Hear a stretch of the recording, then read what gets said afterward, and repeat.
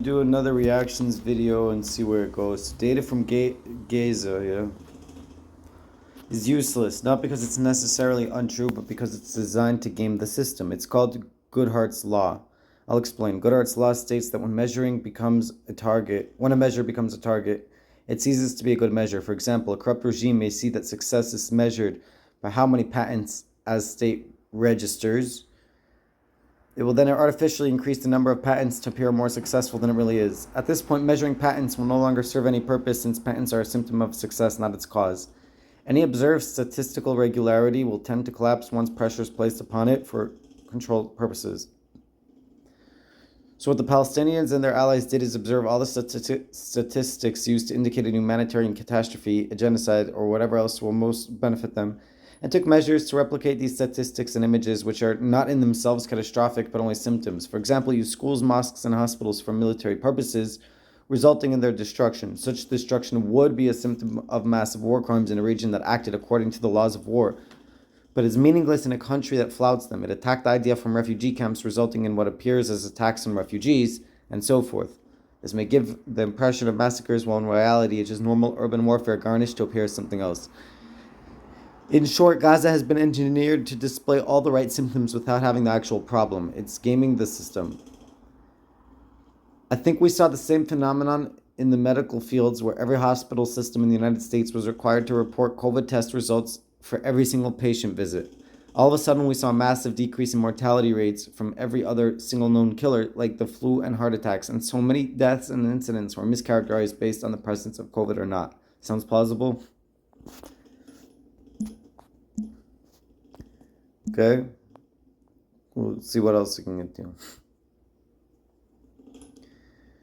So this is a powerful propaganda video.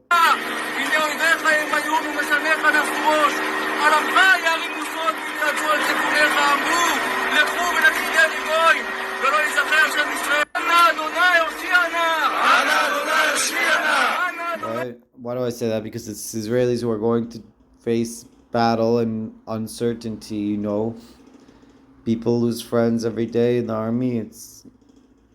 So what happened?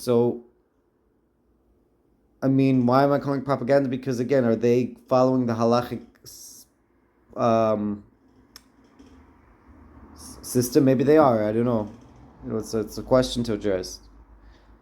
Definitely happening. The Zionists are paying for people around the world to hate their countries that they're in order to confuse them, divide and conquer. Everyone uses that method against everyone else. You don't think the Zionists are doing it, and you don't think they're doing it better than everyone else? That doesn't mean it's a guy that's actually a Zionist sitting behind the computer doing it. No, it could be they're just encouraging, platforming people that are doing it already. Or maybe they are encouraging it, and they're going to see if they could start a trend naturally without it being started naturally, if they could just start it,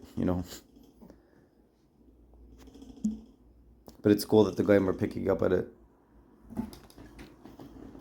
It's not so hard. It's pretty obvious. If everyone else does it, why you think the Mossad does it? The Mossad's the best. They're the best. Look at this. They're pouring out the bottle caps of the soda in Lebanon because it looks like the Israeli flag. You don't think the Mossad was involved in putting the Israeli flag on the bottle cap?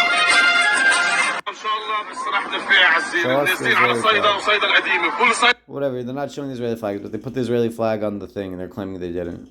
Or no one's claiming they didn't. They didn't even address it. She's great, Roseanne. She really destroys the, This guy was just nice to see someone actually stand up for the Jews. I followed him. This guy's just talking typical Christian bullshit.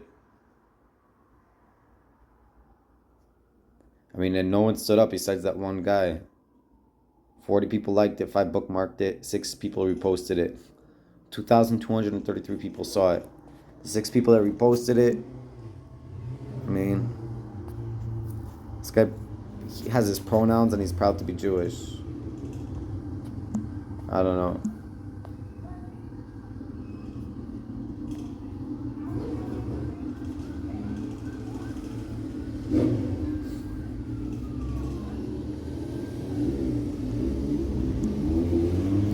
Yeah. This is important, okay? Why is Hashem, this is why we're making this video, it's very important, this is right here. Why is Hashem using the pro-Palestinian mob to what?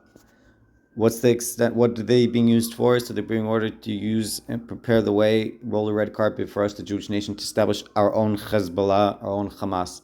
As the nations set forth, I've heard people make the claim, how are Jews allowed to be in Israel with the state? Because the Goyim let us. They did the Balfour. I don't know if I believe in that, because I don't think the Satmar Rebbe believed in that. But I'm just saying, if that's true, well, then I'll say the same thing. I'll say the Goyim now are letting Hezbollah do whatever they're going to let Hezbollah do. They're letting Hamas do whatever they're doing. They let ISIS already do whatever they did.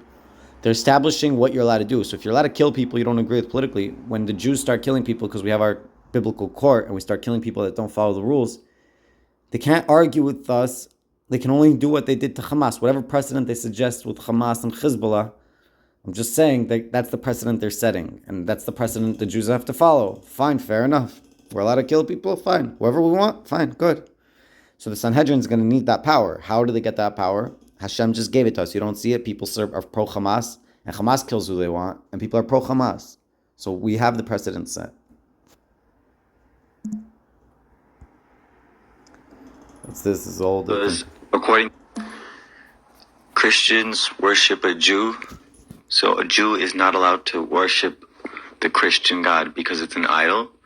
But as a Jew, we don't judge Christians as serving idolatry so badly, because according to one opinion, a Gentile is allowed to serve an idol if they're also serving God.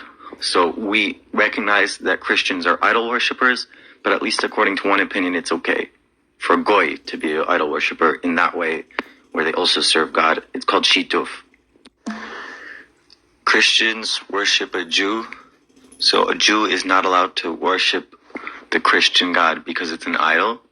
But as a Jew, we don't judge Christians as serving idolatry so badly, because according to one opinion, a Gentile is allowed to serve an idol if they're also serving God. So we recognize